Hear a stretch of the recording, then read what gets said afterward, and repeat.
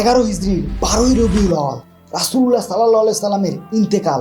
রাসূলুল্লাহ উনার ইন্তেকালে মদিনায় নেমে এলো এক গভীর শোকের ছায়া। রাসূলুল্লাহ আমাদের বাজার বাতাসে ভাসছিল হাহাকার, মানুষের চোখে অশ্রু।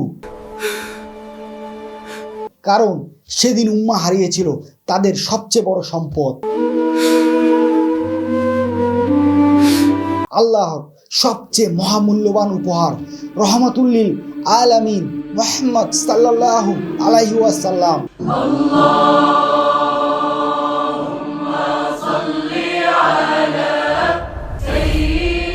রাসূলুল্লাহ সাল্লাল্লাহু আলাইহি ওয়াসাল্লামের মৃত্যুর খবর ছড়িয়ে পড়ার সাথে সাথে সাহাবীদের হৃদয় ভেঙে চুরমার হয়ে যায়।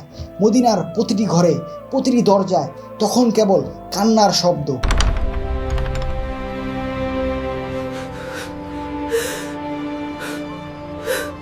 সবার মুখে একটাই শব্দ, রাসূলুল্লাহ আমাদের মাঝে নেই। সাহাবীরা এমনভাবে শোকাহত হলেন যে তাদের সন্তানের মৃত্যুতেও এতটা হতেন না। ওমর ইবনুল খাত্তাব রাদিয়াল্লাহু আনহু খবর পেয়ে খোলা তলোয়ার নিয়ে ওয়াল্লাহি তিনি মারা যাননি। ছুটে এলেন। শোকের তীব্রতায় তিনি বাকরুদ্ধ, তিনি বিশ্বাস করতে পারছিলেন না। রাসূলুল্লাহ আর নেই। চিৎকার করে তিনি বলতে লাগলেন, মুনাফিকেরা, তোমরা বলে বেড়াচ্ছ রাসূলুল্লাহ সাল্লাল্লাহু আলাইহি সাল্লাম মারা গেছে। আল্লাহর কসম, তিনি মারা যাননি। তিনি কেবল মুসা আলাইহিস সাল্লামের মতো তার রবের কাছে গিয়েছেন। মুসা 40 দিন পর ফিরে এসেছিলেন। আল্লাহর কসম, রাসূলুল্লাহ আবার ফিরে আসবেন। যে বলবে তিনি ইন্তেকাল করেছেন, আমি আমার এই তলোয়ার দিয়ে তার গর্দান নেব। ওমর রাদিয়াল্লাহু আনহু এই রূপ দেখে সবাই স্তব্ধ, কেউ তাকে থামানোর সাহস পাচ্ছে না। ঠিক সেই মুহূর্তে খবর পেয়ে ছুটে এলেন আবু বকর রাদিয়াল্লাহু আনহু। তিনি কারো দিকে না তাকিয়ে সোজা রাসূলুল্লাহ সাল্লাল্লাহু আলাইহি সাল্লামের ঘরে প্রবেশ করলেন। প্রিয় নবীর নিথর দেহ একটি চাদরে ঢাকা। আবু বকর রাদিয়াল্লাহু আনহু এগিয়ে গেলেন, মুখের উপর থেকে কাপড় সরালেন। প্রিয় বন্ধুর কপালে গভীর ভালোবাসার এক চুমু খেলেন। তার চোখে বেয়ে অশ্রু গড়িয়ে পড়ছে। কম্পিত কণ্ঠে তিনি বললেন, আপনার জন্য আমার মাতা পিতা কুরবান হোক। আপনার জন্য যে মৃত্যু নির্ধারণ করে রেখেছিলেন তা আপনি আস্বাদন করেছেন। এরপর আপনাকে আর কখনো মৃত্যু স্পর্শ করবে না। আবু বকর রাদিয়াল্লাহু আনহু এই মুহূর্তের জন্য মানসিকভাবেই প্রস্তুত ছিলেন। বিদায় হজে যখন দিনের পূর্ণতার ঘোষণা এসেছিল, তখনই তিনি বুঝেছিলেন রাসূলুল্লাহ সাল্লাল্লাহু আলাইহি সাল্লাম বিদায়ের সময় ঘনিয়ে এসেছে। তিনি ঘর থেকে বেরিয়ে এলেন, দেখলেন ওমর রাদিয়াল্লাহু আনহু তখনও সেই একই কথা বলে চলছেন। আল্লাহর কসম, রাসূলুল্লাহ আবার ফিরে আসবেন। আবু বকর রাদিয়াল্লাহু আনহু দৃঢ় কণ্ঠে ডাক দিলেন, ওমর, ক্ষান্ত হও, চুপ করো। ওমর রাদিয়াল্লাহু আনহু থামলেন না।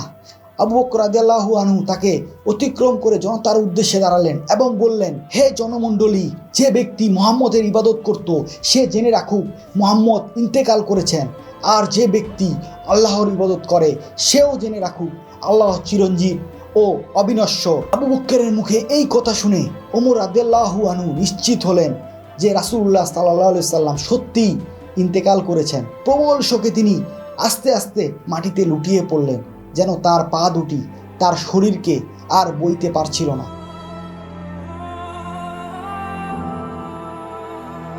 এরপর শুরু হয়ে যায় রাসূলুল্লাহ সাল্লাল্লাহু আলাইহি সাল্লামের দাফন কাফনের প্রস্তুতি। আলী রাদিয়াল্লাহু আনহু, আব্বাস রাদিয়াল্লাহু আনহু এবং বনু হাশিমের সদস্যরা সেই কাজে নিয়োজিত হন। মসজিদে নববীতে সাহাবীরা শোকে বহাল। তখনই খবর এলো উম্মাহ এক নতুন সংকটের মুখে। দ্রুত যান, আনসাররা সাকিফাতে একত্রিত হয়েছে। তারা তাদের নেতা সাদ ইবনে উবাদাকে মুসলিম উম্মাহর আমির বানাতে যাচ্ছে। ওমর রাদিয়াল্লাহু আনহু এই খবর শুনে আবু বকর রাদিয়াল্লাহু আনহুর কাছে ছুটে গেলেন, বললেন, উম্মাহ এক নতুন সংকটে, আমাদের যাওয়া উচিত। কিন্তু আবু বকর ওমরের কথা গুরুত্ব না দিয়ে বললেন, তুমি এসব কি বলছো? এখন এসবের কি সময়? ওমর প্রত্যুত্তরে বলে, ওয়াল্লাহি, যদি এখন আমার নিজের সন্তান মারা যেত তবুও এতটা শোক হতাম না যতটা রাসূলুল্লাহর ইন্তিকালে হয়েছে। আবু বক্কর বুঝতে পারলেন রাসূলুল্লাহ সাল্লাল্লাহু আলাইহি ওয়াসাল্লামের ইন্তেকালের শোকের চেয়েও উম্মার বিভক্তি হয়ে যাওয়ার ভয় তখন ভয়াবহ। ওমর দ্রুত আবু বক্কর এবং আবু উবাইদা রাদিয়াল্লাহু আনহুকে নিয়ে সাকিবার দিকে ছুটলেন।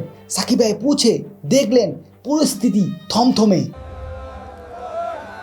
আনসাররা বলছেন, আমরাই নবীকে আশ্রয় দিয়েছি, আমরাই ইসলামের জন্য ত্যাগ স্বীকার করেছি, সুতরাং নেতা আমাদের মধ্যে থেকেই হতে হবে। কেউ কেউ প্রস্তাব করলো, তাহলে একজন আমির আনসারদের থেকে হোক আর একজন মুহাজিরদের থেকে। এই উত্তেজনার মুহূর্তে আবু বকর রাদিয়াল্লাহু আনহু শান্ত কণ্ঠে বললেন, হে আনসারগণ, তোমাদের মর্যাদা কেউ অস্বীকার করতে পারবে না, কিন্তু আরবরা কুরাইশ ব্যতীত অন্য কারো নেতৃত্ব মানবে না, কারণ নবী কুরাইশ ছিলেন। আমি তোমাদের জন্য এই দুইজনের মধ্যে যে কোনো একজনকে পছন্দ করছি। তোমরা তাদের মধ্যে যাকে ইচ্ছা পছন্দ করে তার হাতে বাইয়াত করো। আবু বক্করের এই ভাষণের পর আনসাররা আবারও বাকবিতণ্ডা শুরু করে। তখন ওমর রাদিয়াল্লাহু আনহু আর এক মুহূর্ত দেরি করলেন না।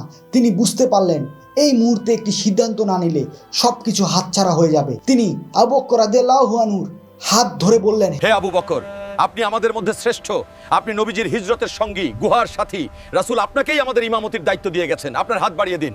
ওমর রাদিয়াল্লাহু আনহু তৎক্ষণাৎ আবু বকর রাদিয়াল্লাহু আনহুর হাতে বায়াত করলেন। এরপর আবু উবাইদা রাদিয়াল্লাহু আনহু বায়াত করলেন। এই দৃশ্য দেখে উপস্থিত মুহাজির ও আনসাররাও আবু বকর রাদিয়াল্লাহু আনহুর হাতে বায়াত করতে শুরু করলেন। এভাবেই রাসূলুল্লাহ সাল্লাল্লাহু আলাইহি সাল্লামের ইন্তেকালের প্রথম দিনেই মুসলিমরা এক ভয়াবহ বিভক্তির হাত থেকে রক্ষা পেল। আল্লাহর কৃপায় তারা এক নেতার অধীনে ঐক্যবদ্ধ হলো। এসব ঝামেলা সমাধান করতে করতে রাত হয়ে যায়। পরের দিন মঙ্গলবার সকালে আবু বকর রাদিয়াল্লাহু আনহু নামাজ শেষে মসজিদের নববীর মিম্বরে বসেন। তিনি মুসলমানদের প্রথম খলিফা হিসেবে এক ঐতিহাসিক ভাষণ দেন। তিনি বলেন, হে জনতা, আমাকে তোমাদের দায়িত্বশীল বানানো হয়েছে, অথচ আমি তোমাদের চেয়ে উত্তম নই। আমি যদি ভালো কাজ করি আমাকে সাহায্য করবে, আর যদি অন্যায় করি আমাকে শুধরে দেবে। তোমাদের দুর্বল ব্যক্তি আমার কাছে শক্তিশালী যতক্ষণ না আমি তার হক আদায় করে দেই, আর তোমাদের শক্তিশালী ব্যক্তি আমার কাছে দুর্বল যতক্ষণ না আমি তার কাছ থেকে হক আদায় করি। যতক্ষণ আমি আল্লাহ ও তার রাসূলের আনুগত্য করি ততক্ষণ তোমরা আমার আনুগত্য করবে, কিন্তু যখন আমি আল্লাহ ও তার রাসূলের নাফরমানি করব তখন আমার প্রতি তোমাদের কোনো আনুগত্য নেই। আর এভাবেই আমির নির্বাচনে রাসূলুল্লাহ সাল্লাল্লাহু আলাইহি সাল্লামের দাফন কাফনের কাজ থেমে থাকে। শেষমেশ উম্মার নেতৃত্ব নিশ্চিত হওয়ার পর সবাই রাসূলুল্লাহ সাল্লাল্লাহু আলাইহি সাল্লামের দাফনের দিকে মনোনিবেশ করেন। আলী রাদিয়াল্লাহু আনহু, আব্বাস রাদিয়াল্লাহু আনহু এবং তাদের পরিবারের সদস্যরা রাসূলুল্লাহ সাল্লাল্লাহু আলাইহি সাল্লামকে গোসল দেন। 3টি সাদা কাপড়ে তাকে কাফন পরানো হয়। কিন্তু মুসলমানরা আরেকটি সমস্যার সম্মুখ হয়। রাসূলুল্লাহ সাল্লাল্লাহু আলাইহি সাল্লামকে কোথায় দাফন করা হবে? কেউ কেউ বলে মসজিদে নববীতে, আবার কেউ কেউ বলে জান্নাতুল বাকিতে। তখন আবু বকর রাদিয়াল্লাহু আনহু আবার সমাধান দিলেন। তিনি বললেন, আমি রাসূলুল্লাহ সাল্লাল্লাহু আলাইহি সাল্লামকে বলতে শুনেছি প্রত্যেক নবীকে তার ইন্তেকালের জায়গাতেই দাফন করা হয়েছে। এই কথায় সবার সম্মতি থাকায় আয়েশা রাদিয়াল্লাহু আনহুর ঘরের যে বিছানায় রাসূলুল্লাহ সাল্লাল্লাহু আলাইহি সাল্লাম ইন্তেকাল করেছিলেন সেই বিছানা সরিয়ে তার নিচেই শুরু হয় কবর খনন। রাসূলুল্লাহ সাল্লাল্লাহু আলাইহি সাল্লামের জানাজা ছিল অন্যরকম। কোনো ইমামতি হয়নি, কোনো জামাত হয়নি। মদিনার নারী পুরুষ শিশু কিশোর সবাই একে একে দলে দলে সেই ছোট্ট ঘরে প্রবেশ করে আর অশ্রু সজল চোখে তাদের প্রিয় নবীর জন্য দোয়া করে এবং বিদায় জানায়। মঙ্গলবার সারাদিন এবং রাত পেরিয়ে বুধবার মধ্যরাতে সেই জানাজা শেষ হয়। অবশেষে পরিবার ও কাছের সাহাবীরা উনাকে কবরে শোয়ান। রাসূলুল্লাহ সাল্লাল্লাহু আলাইহি সাল্লামের ইন্তেকালের প্রায় 40 থেকে 50 ঘন্টা পর উনার দাফন সম্পন্ন হয়। আর সেই সাথে পৃথিবী থেকে বিদায় নিলেন সর্বকালের সর্বশ্রেষ্ঠ মানব, আর রেখে গেলেন আল্লাহর কিতাব এবং তার সুন্নাহ। আরও রেখে গেলেন একদল খাঁটি মানুষ যারা এই শোককে শক্তিতে পরিণত করে এই দিনকে সারা পৃথিবীতে পৌঁছে দিয়েছেন। সুবহানাল্লাহ, আলহামদুলিল্লাহ, আল্লাহু আকবার।